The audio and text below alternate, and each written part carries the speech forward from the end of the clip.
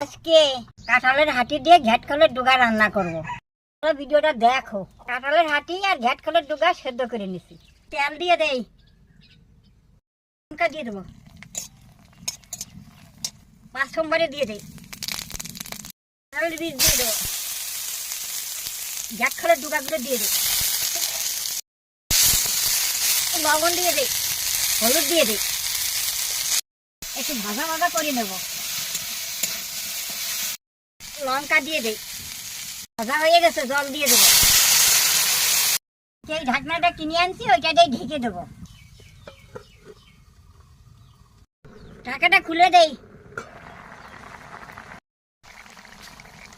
হয়ে গেছে, নামিয়ে নেব।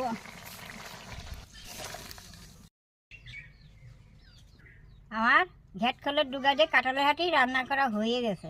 ভিডিওটা যদি ভালো লাগে লাইক কমেন্ট করে দেবা।